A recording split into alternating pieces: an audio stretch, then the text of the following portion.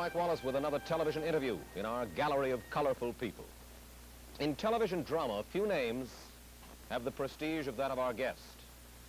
Rod Serling is the only writer to have won 3 Emmy Awards for Requiem for a Heavyweight, Patterns, The Comedian. We'll talk to him about censorship in television, his fight to say what he believes, and we'll learn what he means by the price tag that hangs on success. Way back in 1951, when television was just a baby, a young man sat in a Cincinnati diner with his wife and came to a momentous decision. He decided to give up the security of his job and take a chance in becoming a freelance television writer.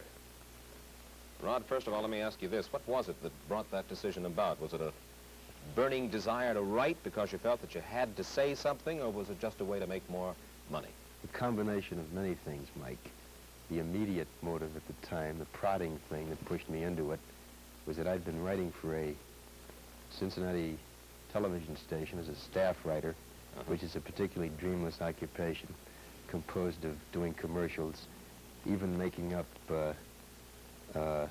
letters of, what do they call it, to plug a product. Somebody has used it.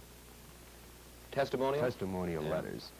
As I recall, there was a drug, a liquid drug on the market at the time that could cure everything from arthritis to a fractured pelvis. And I actually had to write testimonial letters. And on that particular day, I just had it. And though I had been freelancing concurrent with the staff job, the best year I'd ever had, I think we netted about $700, which is hardly even grocery money. Yeah.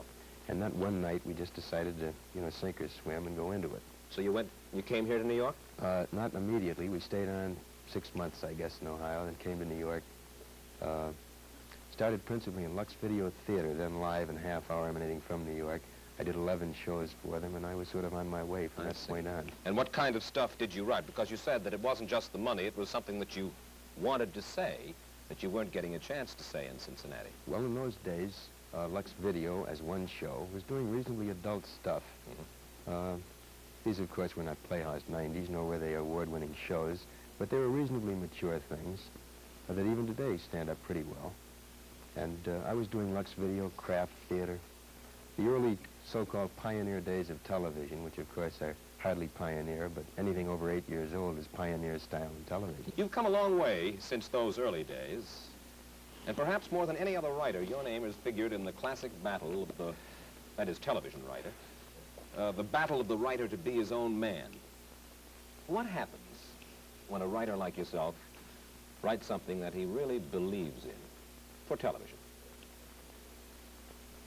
I'm not sure I understand the question, Mike. What happens, you mean, in terms of... Well, we hear a lot about censorship of the writer on TV. We've heard a good deal about it in your own case especially. Well, depending, of course, on the thematic treatment you're using, if you have the temerity to try to dramatize a theme that involves any particular social controversy currently extant, then you're in deep trouble. For instance? A racial theme, for example. The case in point, I think, a show I did for the Steel Hour some years ago, 3 years ago, called Noon on Doomsday, which was a story which purported to tell what was the aftermath of the alleged kidnapping in Mississippi of the Till Boy, the young Chicago Negro.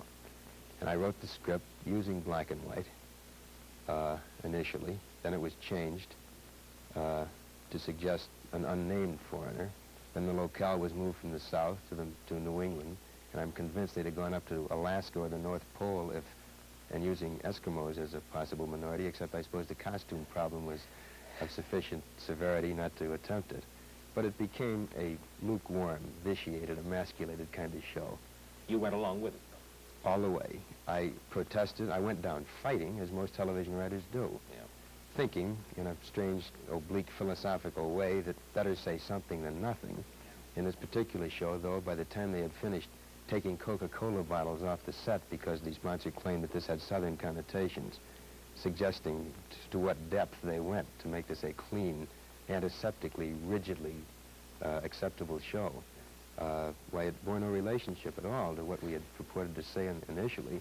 Paddy Chayefsky has talked about the insidious influence of what he calls pre-censorship.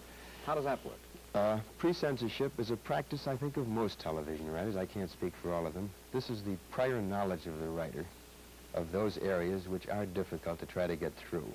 And so a writer will shy away from writing those things which he knows he's going to have trouble with on a sponsorial or an agency level. We practice it all the time. We just do not write those themes which we know are going to get into trouble. Who's the culprit? Is it the network, the sponsor? It sure is not the FCC. No, it's certainly not the FCC, ideally speaking, of course. It's a combination of culprits in this case, Mike. It's partly network. It's principally agency and sponsor. In many ways, I think it's the audience themselves. How do you mean? Well, I'll give you an example. About a year ago, roughly 11 or 12 months ago, on the Lassie show, this is a story usually told by Sheldon Leonard, who was then associated with the show. Lassie was having puppies, and I have two little girls, then aged 5 and 3, who are greatly enamored of this beautiful collie, and they watched the show with great interest, and Lassie gave birth to puppies. And Mike, it was probably one of the most tasteful and delightful and warm things depicting what is this wondrous thing that is birth.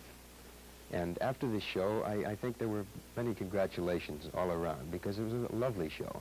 The sort of thing I'd love my kids to watch, to show them what is the birth process and how marvelous it is. They got many, many cards and letters. Sample card from the Deep South, this was. If I wanted my kids to watch sex shows, I wouldn't have had them turn on that. I could take them to burlesque shows.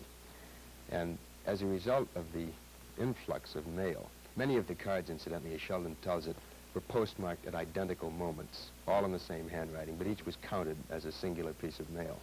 And as a result, the directive went down that there would be no shows having anything to do with puppies, that is, in the actual birth process.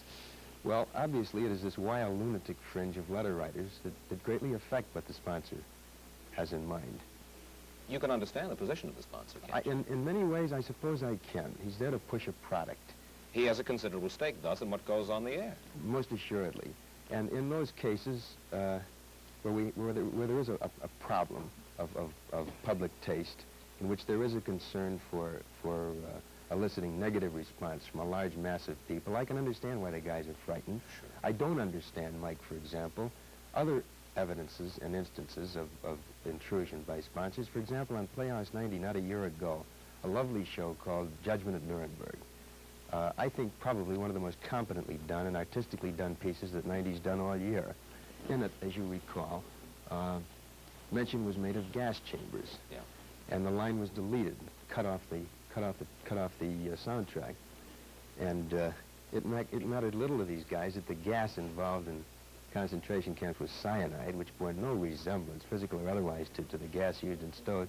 They cut the line. Because the sponsor was... He did not want that awful association made between what was the horror and the misery of Nazi Germany with the nice chrome, wonderfully antiseptically clean, beautiful kitchen appliances that they were selling. Now, this is an example of sponsor interference which is so beyond logic and which is so beyond taste. This I rebel against. You've got a new series coming up called The Twilight Zone. You are writing as well as acting executive producer on this one.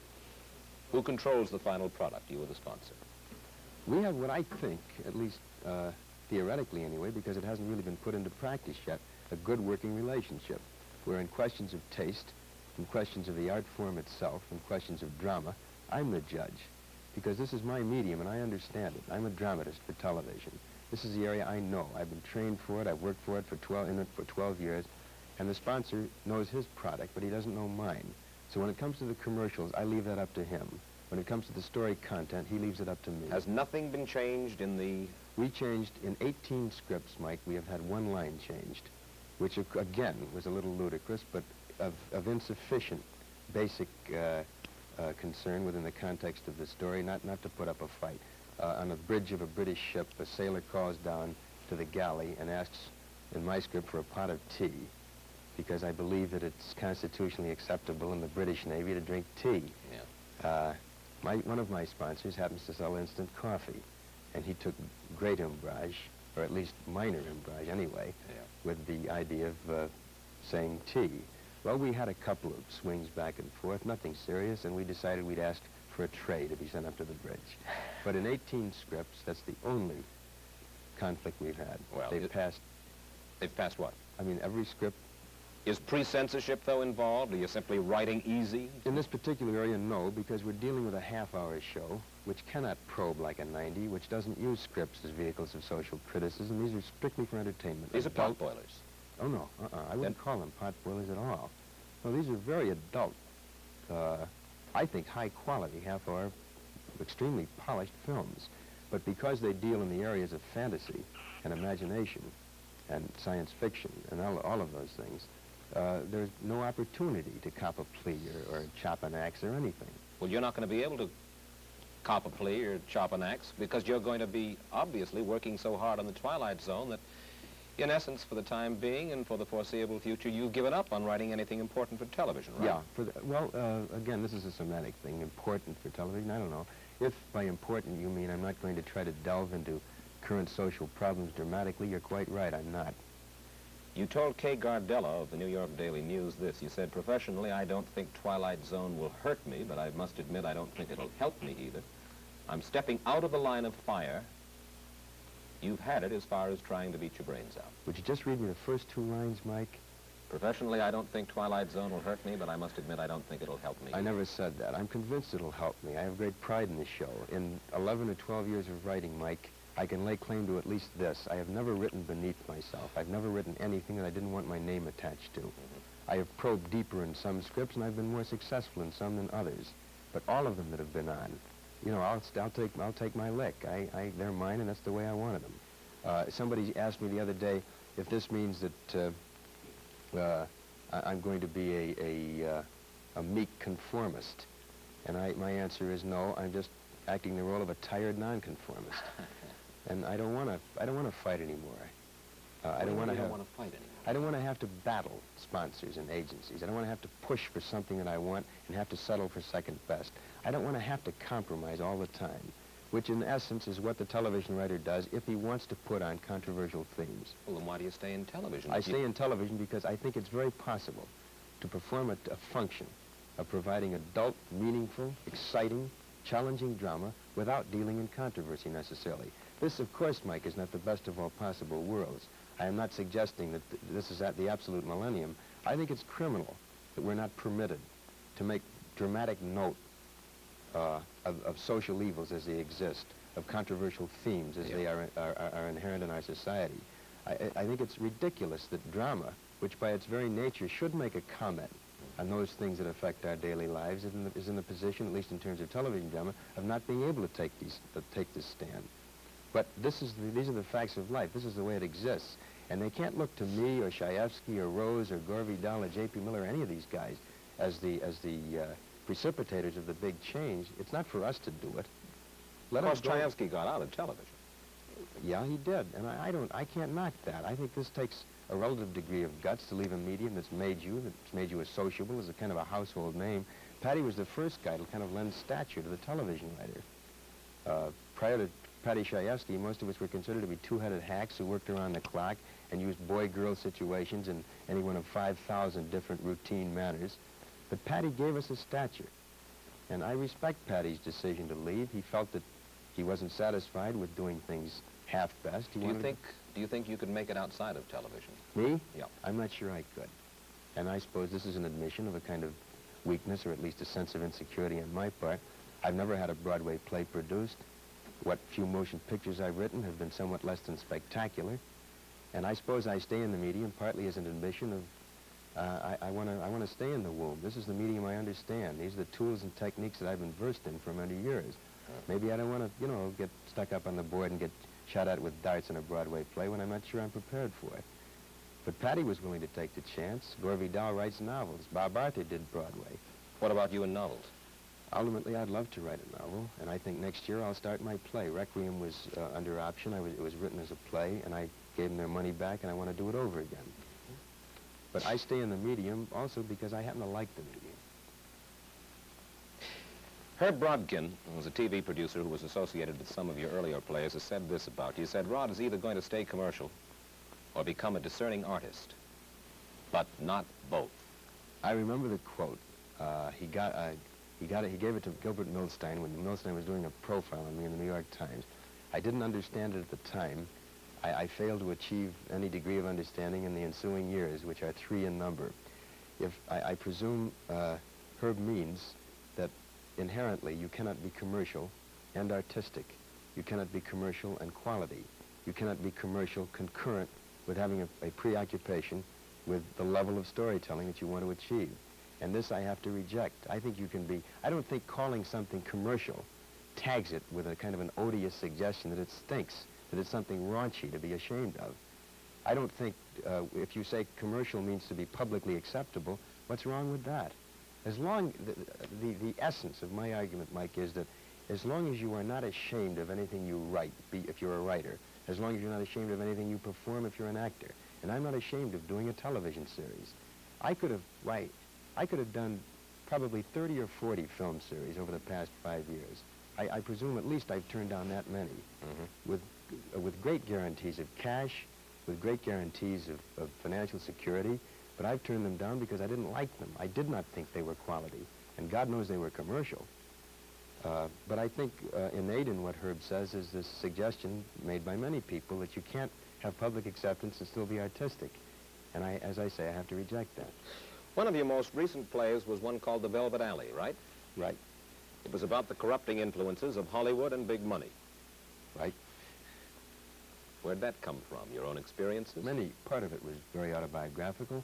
Part of it was a composite of of observation of other people involved. Well, what do you mean by the corrupting influence of Hollywood and big money? What is that? What are you saying? I didn't mean to suggest that corruption had a geographical tag, that it was necessarily the corruption of Hollywood. What I tried to suggest dramatically was that when you get into the big money, particularly in the kind of detonating, exciting, explosive, overnight way that our industry permits, there are certain blandishments that a guy can succumb to, and many do. Such as?